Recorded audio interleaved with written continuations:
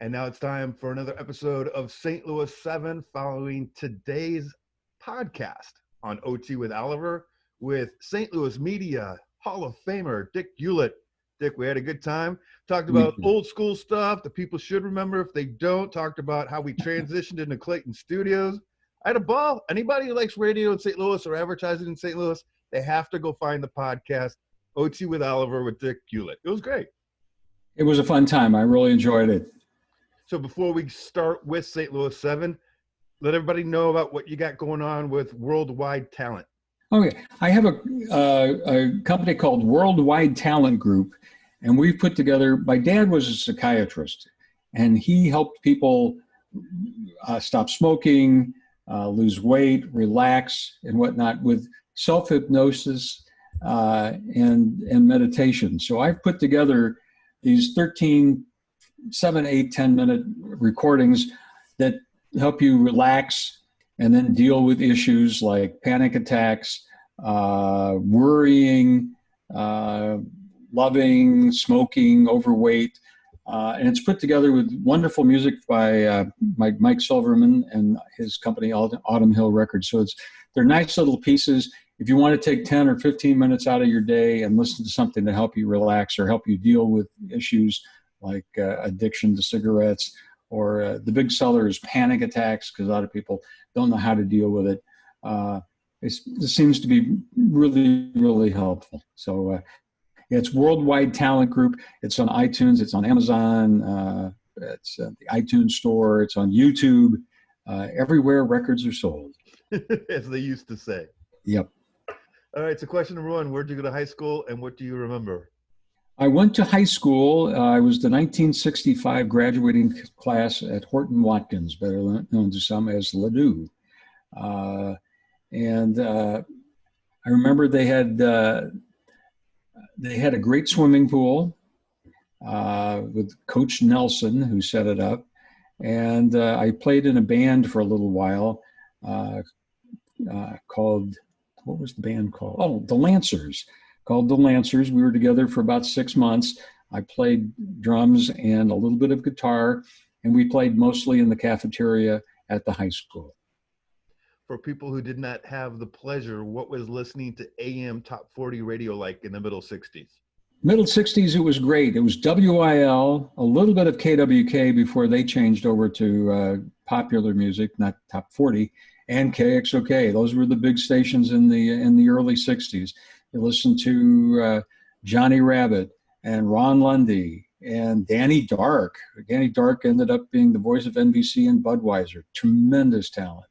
I replaced a guy named Ray Otis. He was the midday guy. Had been there for a long time. Stephen D. Stevens was a news guy. Robert R. Lynn, Bob Shea, Robert the Country Fox. Before he became the Country Fox, was a news guy at KXOK.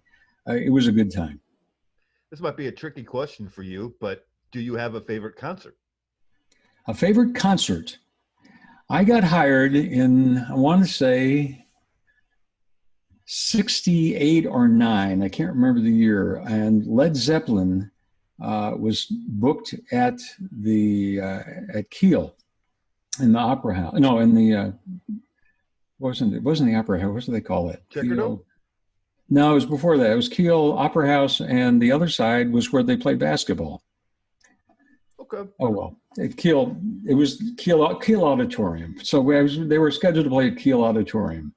And the guy that brought him into town was a guy named Bob Ingham. Bob Ingham was a sportscaster at Channel 5.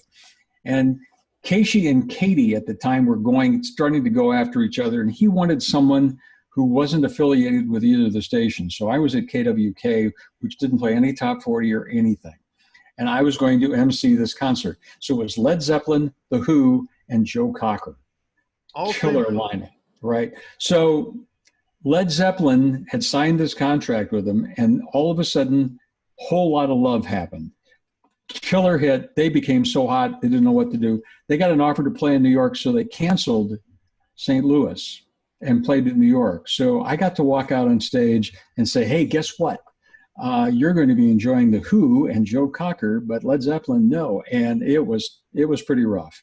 I said, wait a minute, you got The Who, you got Joe Cocker, who had Mary Clayton Thomas singing with him. Who did Stranger in a Strange Land? Leon Russell. Leon Russell was playing piano, and the Who did the entire rock opera Tommy, and the crowd was still upset. That was my first. That was my first rock concert. I've seen Cocker. He's fantastic. Ballpark me. What was the ticket price for Led Zeppelin, The Who, and Joe Cocker? I never bought one, so I wouldn't have known, but my guess would probably be in the $12, $15 range, something like that. You figure in 1968. I mean, you know. All right, you go to Ted Drew's. What do you order? Cardinal Sin Sundae. My wife gets it with extra fudge. You're in the car. You drive around, see 10 stop signs. How many do you roll? Every one of them. Unless it's in front of a police station, then I would think about it. When friends come to visit, where do you take them in St. Louis?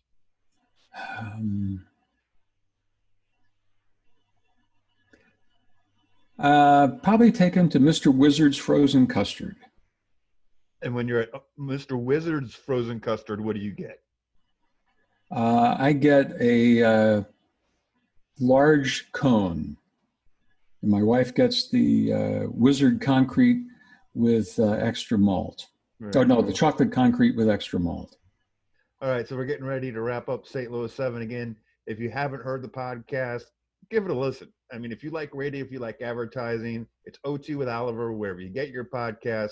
Again, the company on iTunes is Worldwide Talent Group. And I got a feeling you had a lot of opportunities to leave St. Louis if you had wanted to. And yet you stuck around. What makes you proud to be a St. Louisan? I think it's down beneath it all. It's really a good place. I mean, there's a lot of stuff that's going on, but I think that, people call it the world's biggest small town. And I think that that's really true, that, we have the ability to all be part of the same community. And I've always been a big believer that David Letterman had a line one time and said, we just have to realize that we're just all trying to make it. And once you come from that attitude, it's a better place. Joe Buck used to talk, he did a thing for, I think, RCGA one time, and he said, this is a place I want to grow my kids. I could live in New York, I could do that, but this is a very manageable place to live. Dick, appreciate it, man. Stay good, stay healthy. It's good, guys and gals. Thanks, man. I appreciate it a lot.